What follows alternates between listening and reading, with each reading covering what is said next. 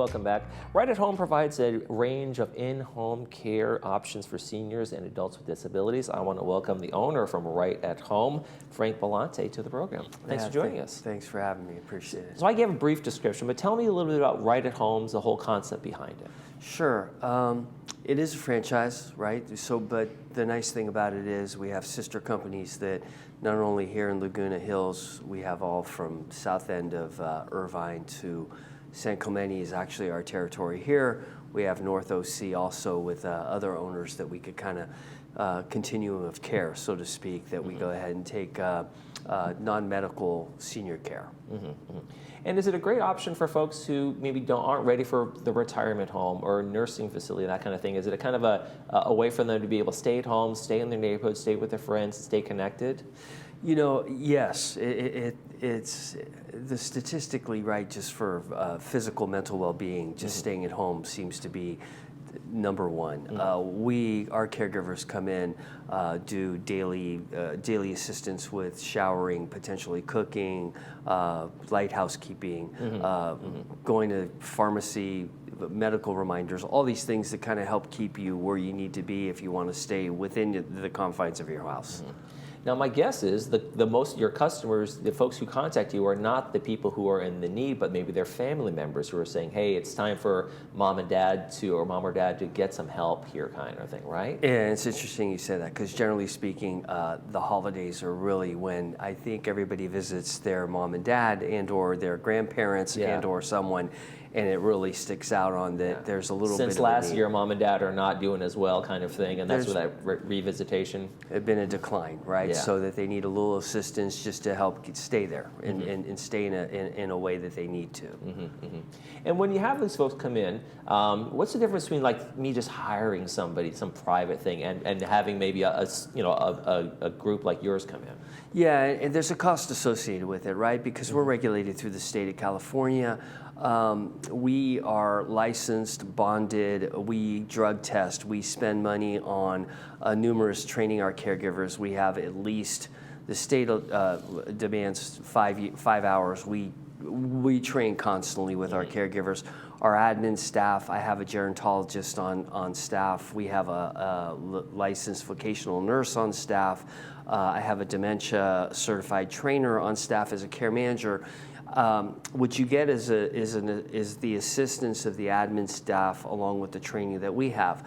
Once you go private, it's probably not quite half. However, you're taking on liability, you're taking on insurance liability, you're taking on the biggest one probably that people really don't realize is the payroll, and just insurance, because you're liable for workers' comp, you're liable for filing taxes and all these other things that really you can.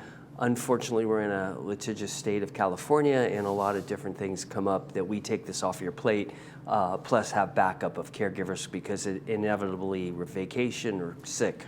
Right, that was my next question, because there's that consistency of care. It's like, hey, you can't just take 2 weeks off, but in a private kind of situation, hey, I'm not going to be here next week, good luck kind of a feeling, right? So there's that continuity that goes with a service like yours too.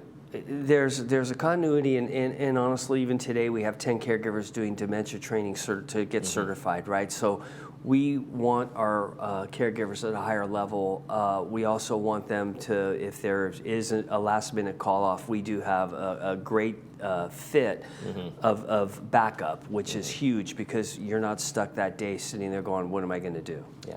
And is it a great kind of peace of mind for family members when they bring you in and say, okay, I don't have to worry. There's someone there, and they're getting updates from you guys as well, how mom and dad are doing. I think that again, versus private versus whatever other companies may do, we have care plans that we follow. We have consistent communication. We have electronic tools that they're constantly able to kind of see what's going on.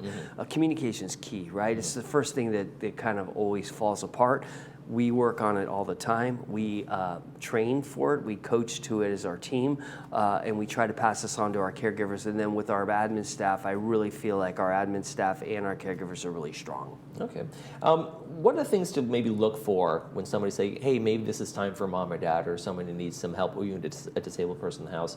What should they start to look for when they're looking for this kind of care? Well, I think number one, first off, I think there's some misconception on who's taking care of what, right? So I think people don't understand, unless you have long-term care insurance, which is going to cap out at a certain amount, it also takes about 60 to 90 days for it to start. You're on your own financially, right? The government only assists with home health, right? And home health gets you like about 2 days a week for about an hour or two each time for maybe speech therapy or occupational therapy. But generally speaking, what we see is as people age, really the number one thing is really a fall risk. Coming out of the hospital where you may not be 100%, that there may be an opportunity to go back in, and if you fall, there's really significant damage. So I think financially is one of the things. I think also all these things that we do a drug test. A lot of companies don't. I think you ask what kind of certification training that their caregivers have, and just different levels of the admin staff and communication as we spoke. And there's that ability for somebody to be there every day and maybe see something else that's actually popped up since the initial one, right? Hey, now that we're starting to see some fall risk, we're starting to see some other things, we're starting to see dementia creep in, and that can be, something to be communicated to everybody in the family, and that can be something can be addressed, right? Well, that's exactly right. And our caregivers are the eyes and ears, right? So they're going to see it first, but we also have care manager that goes out constantly to reassess, to make sure that we're doing what we need to do to keep the client safe. There's always changes, unfortunately, some good, some bad. I mean, the best case scenarios, we come in and we're out of there in a couple months as you get stronger. That's not always the case, and we're constantly on top of it. What got you into doing this? What made you decide this is something for me? There must have been something that sparked this interest in you. I was a fire guy a long time ago. I had to leave just a long time in a different life, but I had that feeling of kind of like helping. There's very few kind of businesses that you actually feel like you're able to kind of make a difference. I got it with the fire department, and on occasion, this is a very difficult business, but you get it. When you really help out, you do the right job, and you do the right thing for people. It's a blessing, because I went through it with my dad also, so you kind of know it's an emotional. It's not only just a business, it's an emotional business of how you do this. So we're trying to take it to a level that consistently stays a little higher. And I'm sure, most people know firefighters don't often get called to fires. What they often get called to is falls in the home, injuries in the home, and elderly folks, that kind of thing. So I'm sure you saw so much of that in your previous life, so to speak, and said, my gosh, how are these people making it day to day without the care and the help in here? Yeah, we went into a lot of homes that you sit there that people are by themselves, right? And you just know that eventually you're going to end up in the hospital. It could not be.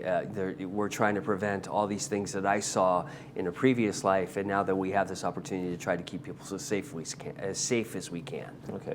If somebody comes to Right at Home, what are the first steps that are going to happen in this process of bringing you guys on or talking to you guys about coming? Yeah, you call the office, and you'll get one of our care managers that'll come over. They're really trained. There's no cost. It's basically just kind of getting an overview of what we do. We do a little assessment just to see what may or may not be needed, and then that will get the ball rolling on what may be a good game plan to move forward with care. What happens when you meet resistance sometimes from the person who's getting that care? I don't want people in my house to do that. Is there an adjustment period that has to happen to that with that? Nobody wants anybody in their house. Right. I mean, that is, you're absolutely, I don't want anybody in my, right. I mean, I say that I'm in the business, I don't want anybody. But you need somebody sometimes. I think families come in. I think it's a circle back. It's unfortunate. It's a blessing in one respect, and everybody realizes once that door opens, unfortunately, sometimes that door doesn't close with having somebody in your house, but it does keep you home. It keeps you safe. It is a process that really needs to be kind of over time accepted.